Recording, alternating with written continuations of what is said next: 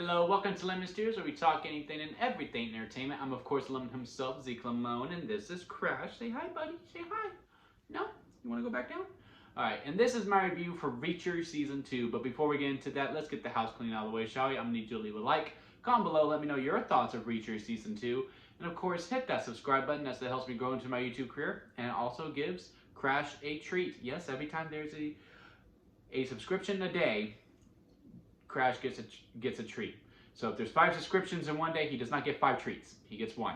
I don't have that kind of money, guys. Come on now. But with all that out of the way, let's get into the review, shall we? So I'm a huge fan of Reacher. Loved season 1. I got to it way too late because my only affiliation with Jack Reacher at the time was the Tom Cruise movies. And I think I only saw the first one. I know they made 2, but I remember the first one. I was like, I wasn't that impressed by it. And if I did see the second one, I remember nothing about it. So was just like, okay, so now it's a show. They have Thad from Blue Mountain State in there. Okay. And then I just, never cared to really watch it until last year. Binged it all, loved it. And interested in reading the books, and I was really looking forward to season 2. And I gotta say, man, when it first started, I was a little nervous because season 1 was just such a like catches your attention immediately, and this one was a little bit of a slow burn because you get to learn Reacher much more personally now, and it makes a lot of sense because in season 1, he is more like a shock, and there's like a mystery to him, and you're trying to figure him out, and you're kind of in the eyes of the supporting cast around Reacher because you're trying to learn about him. Now we have a good idea of him, so now is learning those inner struggles with him. We know him very well, and now we're getting to learn his from his army days and the 110 of his group that he led, and he has a few friends with him. Neely is along for the ride the whole entire way through instead of just in that one episode, which I heard she's kind of a reoccurring character in all the books, so I expect to see her in season 3 as well. And then there's also... oh my god, I cannot remember their names now. But there are 2 other people along for the ride that are in the 110 with Neely and Reacher. And it was just the fact that they were all like Reacher, because here's the thing with Jack Reacher, especially with guys, and I feel like guys feel the same way with me. And I'm sure I'm not alone here with what I'm about to say. Reacher is every man's fantasy. In the sense that us as guys, when we're in a situation, at least me anyway, maybe I am in the minority, but I feel like most guys thinks the same way, is that in any situation we're in, we think of a way out, and we think of how we would do it, and we think we could take on anyone, really, if we're just like, oh yeah, because if they do this, then I'm gonna do that, and then boom, boom, boom, boom, boom. And if we all had the strength and the looks of Jack Reacher, we could. Which is why he is every guy's fantasy. Everyone wants to be like Jack Reacher. He's the smartest man in the room. He's also the most good-looking man in the room. And he's also the most strongest man in the room. It is like, man, how perfect can you be? Yeah, I'm crushing on Jack Reacher, man. Let me be, man. Let me be. Because I want to be him so bad. And... he is just so OP, and he's really, really overpowered, especially when we get to the finale.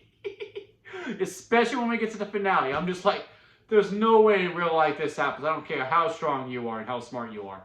But his group is exactly like that. So the whole crew really is super OP. And if you don't know what OP means, that means overpowered. And I never felt stakes with them at all. And I feel like one thing could have really led that to me, or I guess really 2 things really that could have really evened it out to make me feel peril. Now, don't get me wrong. As unbelievable as the finale is, I was still anxious because they actually had me worried because it was realistic up to that point. And if 2 things happen, because I'm not trying to spoil anything here, and the 2 things that would happen spoils the ending of it, that I would like spoils what doesn't happen, so I'm not going to spoil it, that would have made me feel some stakes, because I truly never did. Like, no matter what, I was like, well, they're gonna make it. You could put 100 people. You know that old saying of like, all right, 100 men with no weapons versus 10 lions. Who would win? They're the 10 lions because like, no matter what, 100 versus 4, they're gonna win. Like no matter what. And that was some of the things that was really lacking for me. And the fact that they were all kind of the same in some aspects, like sure, again, I really wish I remember the characters' names. The guy, he's a family guy, not Peter Griffin, but he is a family guy who was once a player, if you will, and you see that progression. And then there is the love interest. I mean, that's really all she really is, but she's also Lady Reacher. They're all some type of form of Reacher, like they can all handle their own, and they were all very good. And then when all 4 of them were together, it was just, cleaning house. So, really, minus a slow start, which was very necessary because you're understanding Reacher from internally more, and that the core group was just so overpowered, and then the finale, where it was like a page out of Fast and the Furious.